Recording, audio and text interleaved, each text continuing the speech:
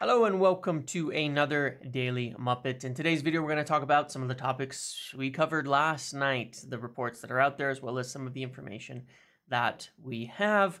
I want to talk about Old Trafford. I want to talk about the sales of certain players. I want to talk about Casemiro and Amrabat. I want to talk about Ugarte and more. So let's get into it.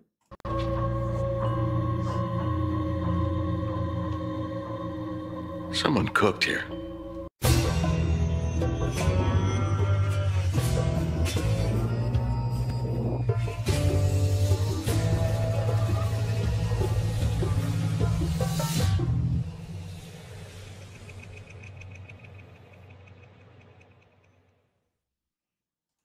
So first and foremost, one of the major stories that came out yesterday, and to be fair, it's not really new, totally new information. One of the things that I mentioned a long time ago during the Ineos, when they were looking at the club, is that they'd spent a lot of time preparing ahead, especially in areas that they could, where they were exploring the potential for different commercial deals, different commercial opportunities, and a huge part of that had to do, of course, with the stadium.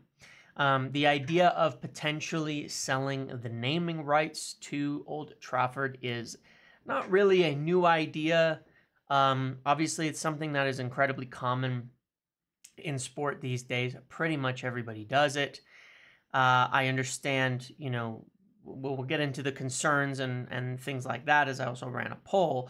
But obviously, one of the things that they're looking at is ways to increase revenue, pretty simply, right? Personally, one of the complaints that I have about football in general, in the way that it is running, is because of the nature of the finances. I mean, you can see how the whole PSR thing, whatever it was intended to do, has instead just resulted in, the horse trading of young academy talents and things like that to try and increase profitability and kick the can down the road. And it's not really serving the purpose of what it was supposed to do. The problem with football in general across Europe is that, in my eyes, it's heavily encouraged to continue to drive revenue. Sporting success is so tied to money that anything you can do to keep increasing revenues is going to result in being able to spend more. And obviously, yes, the bigger clubs should be able to. The bigger clubs with more support, with more money, are always going to be more successful. Some of the caps that they've looked to impose, things like the 70% of your revenue spent on wages and transfers and things like that, are an attempt to curtail this a little bit, but it doesn't really do that, because all you're really still saying is the more that you can drive revenues up, the more you can spend. Well, how do you drive revenues up? Revenues are mostly, not mostly, but in large part, tied to, of course, the fans. And so ticket prices go up, there's more commercialization, advertisements, things like that, because that is the way that you get more revenue. Either that or you start harvesting and selling young players, which sounds terrible, but that is essentially what is done at Chelsea and in places like that.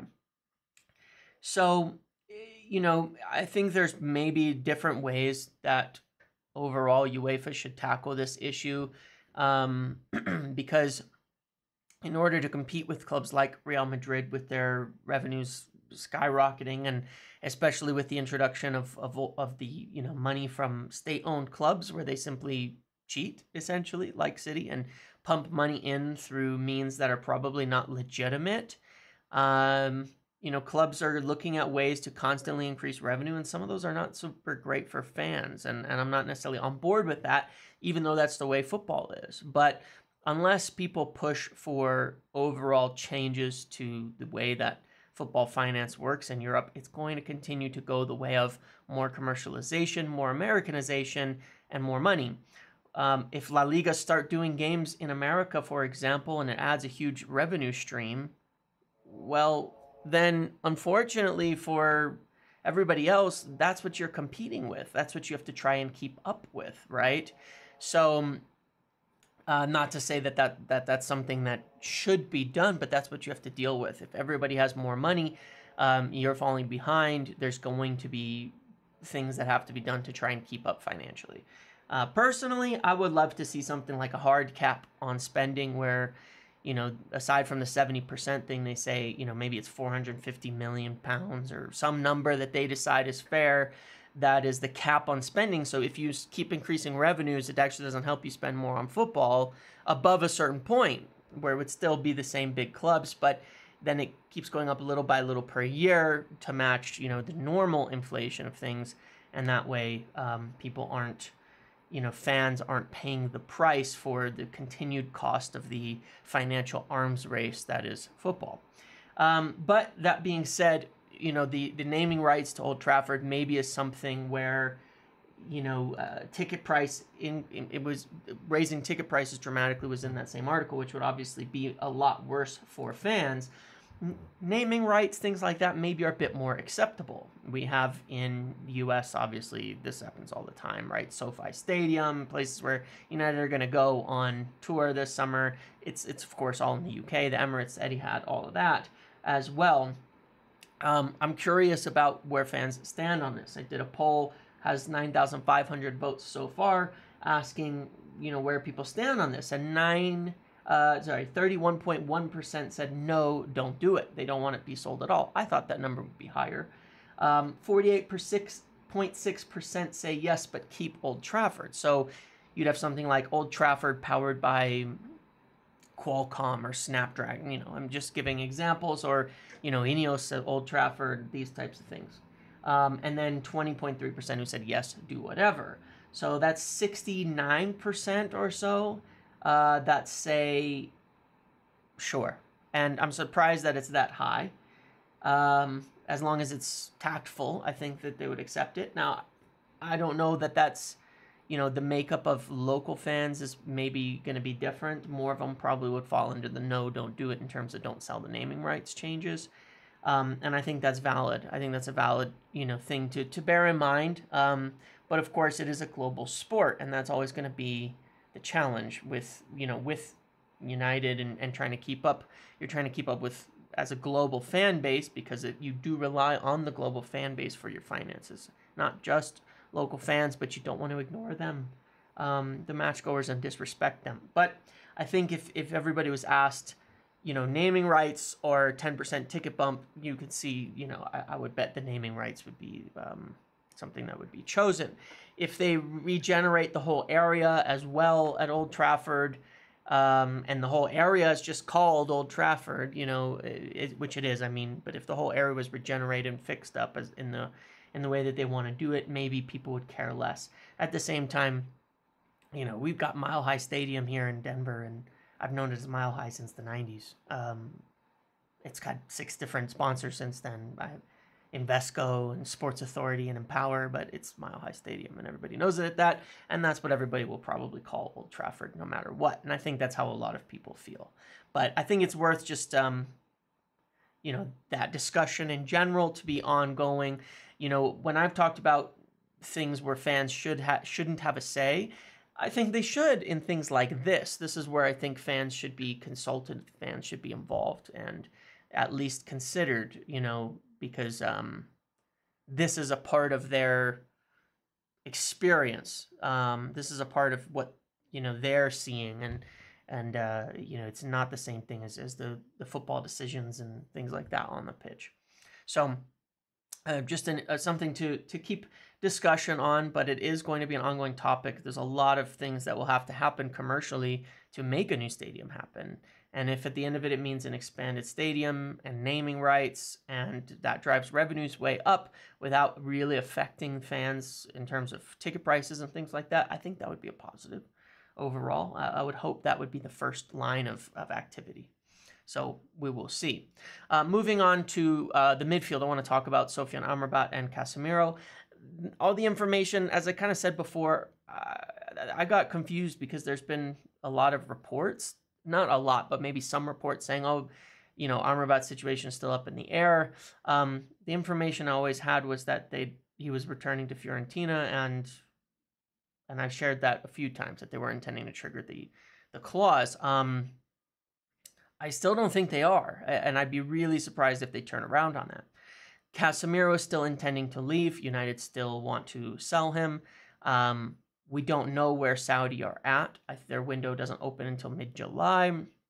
We don't know all the finances that would be involved in it. They do want to focus a little bit more on younger players. That being said, Ronaldo is there. Ronaldo, I think, is someone who's influential still and is pushing for players like Casemiro to join, and specifically Casemiro to join. And so, that might have an influential effect on that. I've not heard of any MLS clubs being an option for him at this point in time. But yeah, it's an interesting one because Casemiro is due to return in like 11 days, and it's a little bit awkward, him and some others, which we'll talk about in the sales section as well. But, he's due to return in 11 days, and you kind of want to get that future resolved. But that is going to be he's going to be a huge, huge factor in what they can spend on the midfield. On Ugarte, after that news came out, and I asked the sources that I have around it, the line was pretty simple. United are definitely interested in him. There's no offer at this point in time. They would want to see a deal be reasonable, but they're also at this point in time still unsure as to the totality of what they can offer for a player like Ugarte and for players in the midfield. One of the things that obviously matters here with Ugarte, as well as what kind of player he is and what other options are there. We've got a lot of options that are real, genuine options. And I think the question is, do they rate Ugarte among the more expensive ones? Or do they rate him among the more affordable ones? And is he at an affordable price? When you're talking about, I had that big list, but like the Fofanas, keeping Amrabat, if that's a way backup option. Is he in that price bracket, or is he in the Yeoman, João Gomez, Onana, João Neves argument? Is he up there above that 50 million range? And how does he rate compared to the other players in that price bracket? And so that's kind of, I don't know. And I think that was part of the assessment, is like, what kind of deal could be made there? What kind of pricing would he be? I don't think they rate him necessarily as highly, but it's an opportunity. I think it looks like an opportunity player, where if you could get him for, 30 million and some add-ons, then high potential. Maybe they're not 100% like sold. He's for sure in this top bracket, but good potential, good opportunity, solid player. I really like him. We watched him on the live on Playback the other day, which was a really cool stream, by the way. And if you watch my videos, next time I do one of those, definitely join. It's really nice. There's no ads. There's nothing. You can bring people on stage. It was a lot of fun. And we review things, watch videos, all of that through there. It was pretty cool. But basically what I'm saying here is I like the player. I like the style of player he is, and I do think it's something missing. Statistically and stylistically, I want to try to put a video out on him, on what I was looking at. But he's like a defensive dog. Like, gets after it, does the dirty work, is constantly attacking, from defensive things. And I've said this before, and I say this a few times, but I've always wanted, the better Fred. That's what I've wanted. I wanted a player who does that dirty work. We were a lot better with Fred in the team. Someone doing that is a big part of why we didn't have the midfield open so much the year before as we did to last year. There's nobody really doing that dirty work. I don't want Kabi running around doing dirty work. He's a much better player than that. You want him on the ball. A player like Ugarte in there, and I'm not saying he's the best player, I know everything about him, but doing the dirty work and moving the ball to the players, to the other more progressive and creative players, fine with me. I think that's a profile we don't have, and I think that's a profile we need, and I would like to get a player like him in. Depending on whether we can sell Casemiro, I think will depend on whether we get either two midfielders in, or which kind of bracket of cost we can go to in terms of buying somebody. So I think we'll still move on Casemiro, but we need some offers to show up, and the only issue is I don't know if any will before returning to preseason. And that's not the biggest deal, but it's certainly a bit of an awkward situation. with where things were at by the end of the year. In terms of other sales, there's a lot of interest from Turkish club. It's kind of gone under the radar. There's been some reports on this, but this is correct that, Galatasaray have been chasing Wan-Bissaka and McTominay, Fenerbahce after Lindelof. There's Premier League clubs interested in Wan-Bissaka too, like West Ham. They might come back in for McTominay. They haven't as of yet. There's other ones that might be interested in McTominay. One of the things that I reported in that deal for Gerard Branthwaite is that we were offering players.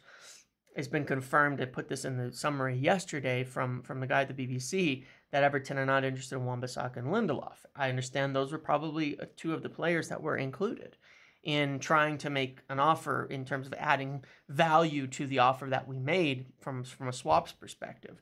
And we didn't reach agreement, as I said, and that would be why they weren't interested. I'm not sure the players were super keen on it as well. So, there's good chances. At the moment with Wan-Bissaka, his wages are a bit high for Galatasaray. I think they could afford to make a deal there. He knows, Zaha is there. His Zaha's brother was Wan-Bissaka's agent. I think he still is. So there's a connection there, and from their time at Palace, and I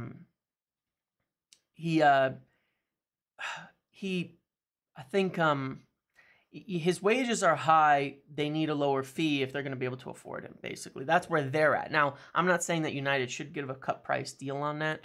They're wanting a bit over 20 million, I believe, and I think that's fair for the quality of the player, especially because you're going to need a replacement, and I don't see that easy of a replacement at right back that's affordable. I don't think Frimpong would be coming this summer. Quite expensive, 43 million under his release clause, something like that, and not going to come to be backup. There's other things as well. I don't think United are, I think it's kind of a weird summer with these sales because they want offers, they want to move players on, but they do need the value in order to buy replacements, and I'm not sure that they prioritizing getting a replacement for Wan-Bissaka. With McTominay, there was a story that they would trigger his extension if he's here at the end of summer, and that's the case. He would probably like a new contract with a bump on wages. It's only on 60, 70,000 a week. If he goes somewhere else, he's gonna ask for more, and so that is a challenge for other clubs too, especially as United are probably gonna ask for 30, 35 million, something like that. So, it's a tricky kind of time with those sales. Lindelof probably easier as he's the cheapest fee in there, but the sale of McTominay would make for a lot of profitability and a lot of space in the market to move on a midfield, and it would probably allow us to make a big move, but we need somebody to want to pay more than 15 million, to pay 25, 30 million a minimum for him, and but they're also going to want to have to pay his fees, and I think there's offers in there for McTominay. I think there's options for him to go, and I think that he's probably at a point where if he's not getting a new contract with United, he might push to go somewhere. I mean, I think he's a player who could start at plenty of clubs, frankly, and I think he's fine in wanting to do that if that's where he wants to go. Mason Greenwood continues to move forward, as I was saying in the follow-up yesterday. We'll talk about that today. David Ornstein this morning saying that Marseille are very, very interested in him and probably leading the race now. All good news for us, get him out there, more competition, 25, 30 million, big profitability, big deal, and that would really kickstart things moving forward at this point in time. So these are some of the things happening in terms of Jadon Sancho.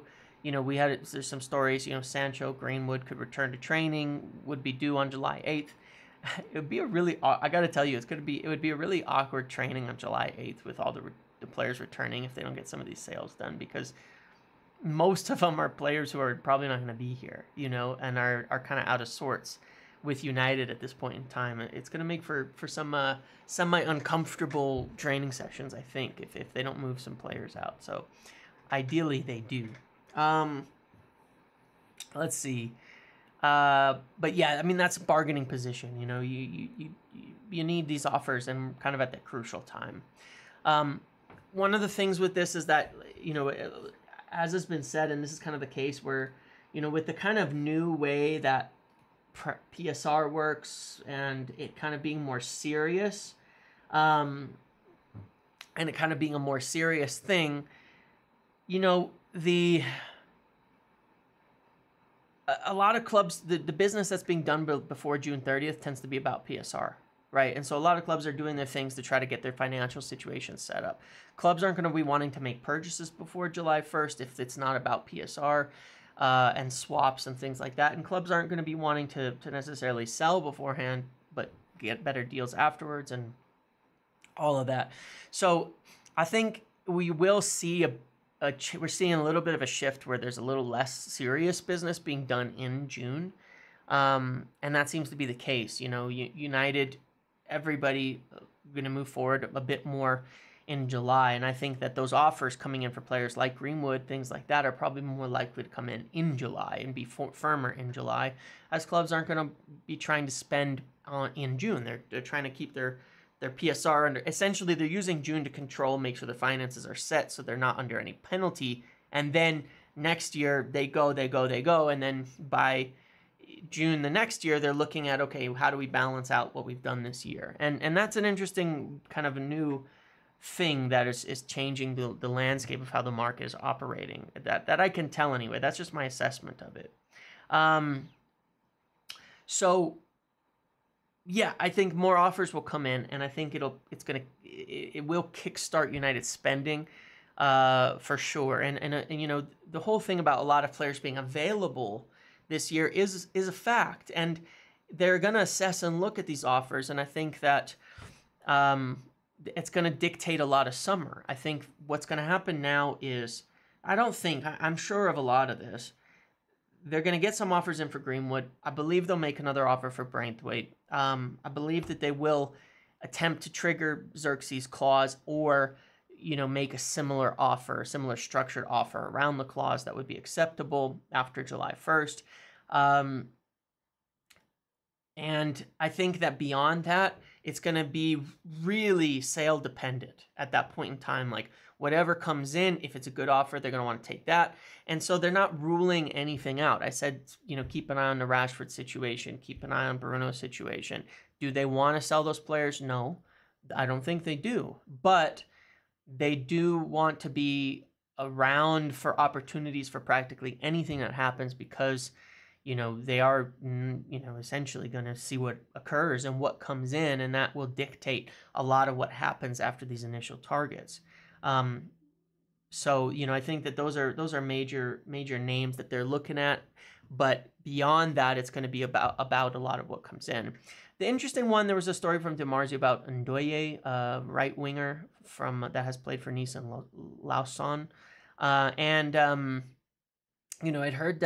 I think I mentioned in one of the lives Marcus Edwards, but looking at cheaper options in the right wing, maybe for a young depth kind of signing in there as well, and that's one I would certainly keep an eye on. Last thing I wanted to cover in this video, because I did forget to put it on one of the things, but it's obviously a story, was I've talked about the Van Nistelrooy thing and the assistant and coming in as a coach with Ten Hag. I said a long time ago this was one of the plans. I covered it in my video on kind of the breakdown of everything that happened, and said this new assistant coach thing will probably become a real story again, with Ten Hag staying, and is likely to be one of the plans. Then they moved for Van Nistelrooy. You can go watch that video on the 13th or 14th. I said and I tweeted to keep an eye on that assistant thing.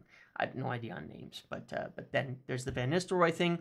Now there's also Rene Hake, another Dutch coach, and that's totally fine with me. I have no problem with this. Coaches are wanting people they're going to be familiar with. No issue with it. The interesting part about it is he's very qualified. I mean, he's a head coach, manager, right? As was Van Nistelrooy. And I think it's like a balance of, one that the club really like, where there's common ground with Ten Hag, and one that he knows personally and has worked with before. I don't know that it necessarily means anyone's leaving, aside from Benny McCarthy, who still seems at this point likely to leave, because we need more coaches anyway. But I like this plan. It's also a very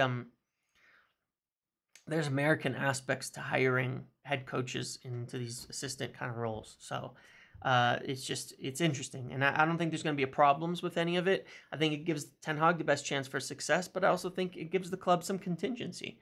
No issues with it at all. Your manager needs to be familiar with the people that they're hiring. Any coach that you bring in is likely to bring in 4 or 5 people that they know. So there's no issues there. And I think that is obviously tied, again, obviously all tied to the negotiations, tied to getting this contract done, tied to finding common ground and compromise that will work for all parties. So, yeah, I think that's quite interesting. And they do really need to wrap this up. I mean, there's so many reasons that this needs to get wrapped up in the next few days. So hopefully they are able to do so. Cool. That's all I have for today. That's all I wanted to share for today. I'm going to keep doing those daily roundups at the end of each day. 3 minutes, just 3 or 4 minutes, just bang the news of the day. I want to make a video on a different type of thing. I'm not going to pretend to be the most tactical person, but a basic video covering, some of the major targets we're looking at some stats, looking at some of the ways that they play and where they operate, as I think would just be cool. And I want to add some different types of things to the channel to produce, because it gets tiring, it gets exhausting. It's the informational aspect of this is hard, and is definitely stressful. And doing videos and stuff around, things like that, I think would be more fun as well to add in to everything that we keep doing. So I appreciate if you watch those as well. Otherwise, thank you for watching. Make sure to like, comment, subscribe, turn notifications on. We're 900 subscribers away from 20,000, which is really cool. And hopefully hit that very soon. So if you haven't subscribed, please do. I would very much appreciate it. Thank you, and I will see you all later.